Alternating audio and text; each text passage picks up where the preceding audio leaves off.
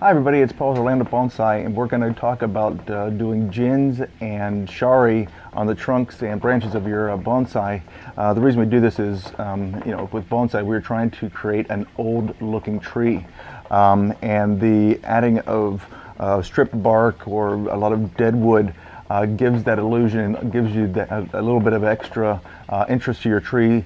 And just a nice way to bring more color and more textures to your tree as well. So I'm going to work on my Blue Alps juniper. This tree is definitely out of shape a little bit, but we'll do that in a future video because I really want to refine this quite a bit and change the angle of this tree as well. But I have a branch in the back of the tree, and I'll tilt that up so you can see it. I actually had two first branches, and I didn't know which one I wanted to keep. But thankfully nature chose for me, and I think it did very well. So this back branch, instead of just removing it, which I could because it doesn't add that much to the composition, but I do want to get just that little bit of driftwood in the back. So I'm gonna use a bit of this branch, not the whole thing. So I'll change a little camera angle here in a little bit and show you what I'm going to do, and then I'll show you some of the tools that I use to do this. Okay, so this is the branch I'm looking at. This is the back of the tree, of course, and you can see it's got quite a bit of length on it. So what I'm going to do is going to bring this back into kind of almost a little bit of a spike, but again from the front we'll just have this little bit showing, just to add a little bit of, a little flash of white against this nice dark bark. Now the difference between a Jin and a Shari is a Jin is a branch that we've taken the bark off and turned into driftwood. Shari is when you actually do it to the trunk of the tree. So if you're ever going to hollow out a tree or anything like that, that's called Shari when it's on the actual trunk. So we'll get to that in a moment, but I'm going to do the Jin right now. You can see right above it I do have an existing Jin that I did prior, and all this is just a little simple spike, but it adds that nice little flash of white again. Now something about Jins, you can use them if I didn't have this branch, this still would work as a first branch, just because it's almost like a placeholder, but it does serve the same purpose. So you can, if you don't have a branch sometimes, but you do have a dead branch there, don't remove it because it's still part of the entire composition. So just something to think about. This one's just going to be done as an accent. So the tools I use are going to be my giant concave cut. Well, these aren't concave, these are my giant root cutters, just because it's going to be a pretty thick branch to clip off. Also, if you need, you can also use a saw. This is a new tool that Joshua Roth is carrying, and I just got this in and I absolutely love it.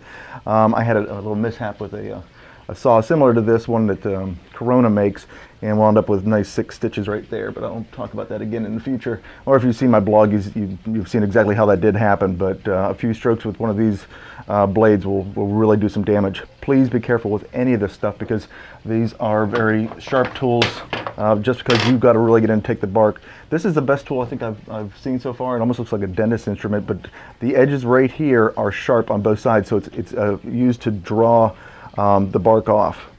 Really nice. So if you get an opportunity to get this, I think this came from Taiwan. I don't carry this in my store, and I'm not even sure where a source is for something like this, but a wonderful tool for this. Joshua Roth does have a carving kit, whereas a gouge where you can actually work the wood itself, a grafting tool, and then another draw tool that they actually use, and it works very well as well. Nice material, holds its edge very well. For this one though, I'm just going to get in here and going to reduce the length. I decided it's going to be somewhere in here. I'm not really worried about how I'm removing it right now because I'm going to get in and refine this in a bit.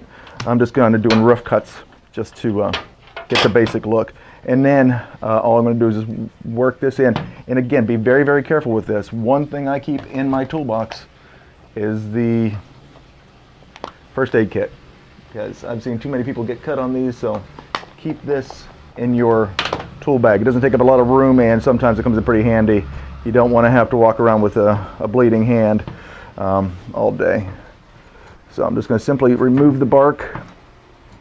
And again, you don't have to be extremely neat with this, just get the basic, you're trying to get oxygen down to the dead wood so that it'll dry out, and then you can add some lime sulfur on there to clean it up afterwards. But you can see how nicely that removes. Keep your hands clear of this. Now this is just to get the bark off. There's a number of power tools you can use to do this as well. A Dremel tool works great.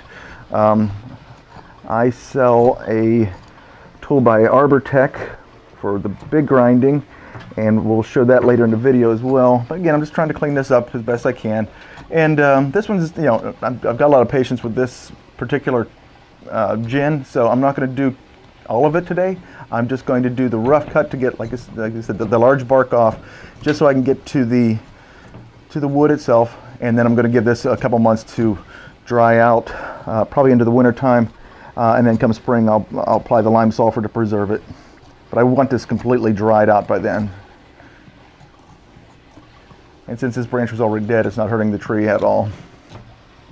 And you can see how nicely that comes off. It's just drawing towards yourself to pull the bark off.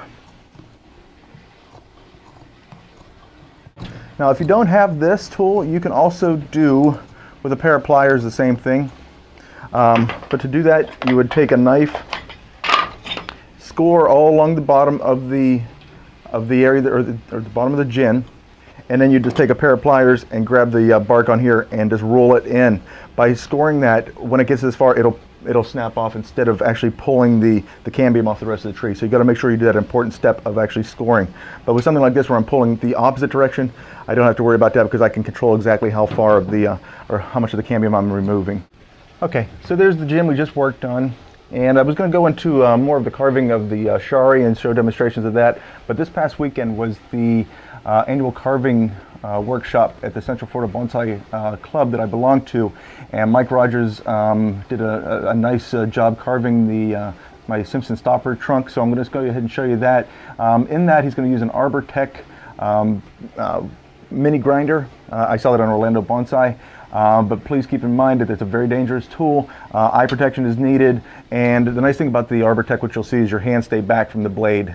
There's two handles, and it's a nice, easy way to take off a lot of material or take a little bit of material off, depending on the way you use the tool. But like I said, Dremel tools, all kinds of other material out there for removing material on Sharis, and also you can use that same tool to reduce mass from the trunk to get it into a smaller pot. So if you have any questions after the video, let me know.